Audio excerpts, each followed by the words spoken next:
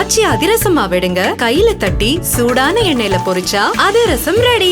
தாவேக தலைவர் அவரோட சுய சிந்தனையோட அரசியல் நடத்தினார்னா வருங்காலத்துல அவர் நல்ல பெரிய நிலைக்கு போவாரு. அவர் பக்கத்துல இருக்கிறவங்களோட பேச்சை கேட்டுட்டு அவர் சில விஷயங்கள் பண்றது அது நல்லதுக்கல்ல அப்படின்னு சொல்லிட்டு திருமாவளவன் ஒரு கருத்து வச்சிருக்காரு. இந்த கருத்து எப்படி பாக்குறீங்க? அந்த கருத்துக்கே நான் வரல, அதை விட்டுருங்க. அது எனக்கு சுய சிந்தனை இருக்குதுன்னா பக்கத்தில் இருக்க ஆளு எனக்கு நீங்கள் சொல்லு. இப்போ எனக்கு சுய சிந்தனை தான். எனக்கு எதுக்கு ஸ்ட்ராட்டஜிஸ்ட்? ஒரு தலைவன் ஒரு படையை வழிநடத்தினால் அது படையாக இருக்கும். ஒரு தலைவனே ஒரு படை வழி நடத்தினா அது படையாக இருக்காது. அது புரியுதா? இந்த மாதிரி பாடை தான் வரும். விளங்குதுன்னு நினைக்கிறேன். அதனால அதை போய் பேசி பயன் இல்லை. பாருங்க, இனிமேல் இருக்கிற தலைமுறையாவது கற்பித்து எது அரசியல், எது நாட்டுக்கு மக்களுக்கு நல்லது, எதை நோக்கி நம்ம பயணிக்கணும்னு கற்பித்து கொடுக்கணும். இவ்வளோ பேர் செத்து கிடக்கிறான். மறுபடி குஷி படம் மறு வெளியீடு வந்ததுக்கு போய் திரையரங்க வாசலில் இளம் பெண்களும் பிள்ளைகளும் போட்டு ஆட்டம் போட்டுக்கிட்டு இருக்கிறத பார்க்கும்போது மனசு இப்படி நிம்மதியாக இருக்குமா, இல்லை உறக்கம்தான் வருமா அவங்களுக்கு?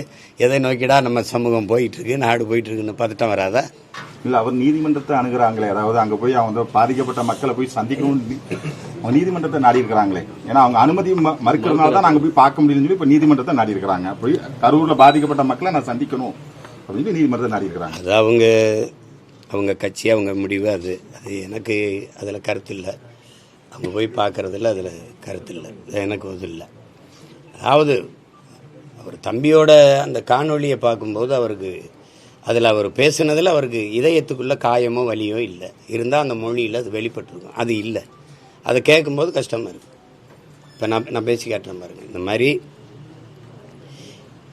என் மீது பேரன்பு வைத்து நீண்ட காலமாக நேசித்த என் அன்பு சொந்தங்கள், நான் இந்த மாதிரி பரப்புரை பயணத்தில் வரும்போது என்னை பார்க்க நீண்ட நேரம் கால்கெடுத்து எனக்காக நின்றீங்க.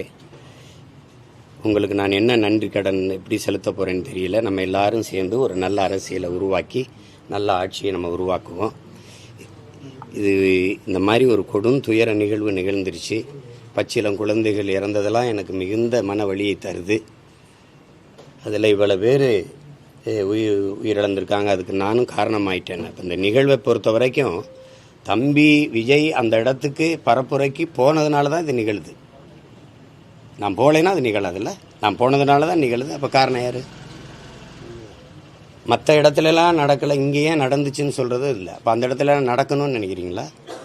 அந்த இடத்துல ஏன் நடக்கலைன்னு நினைக்கிறீங்களா?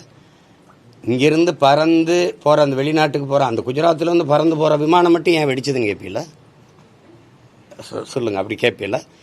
எல்லாரும் போகிற பேருந்து விபத்துக்குள்ளால இந்த பேருந்து மட்டும் ஏன் விபத்துக்குள்ளாச்சுன்னு கேட்பீங்களா? அப்படி கேட்குறதே தப்பு. ஆச்சி அதிரசமா விடுங்க, கையில தட்டி சூடான எண்ணெயில பொரிச்சா அதிரசம் ரெடி.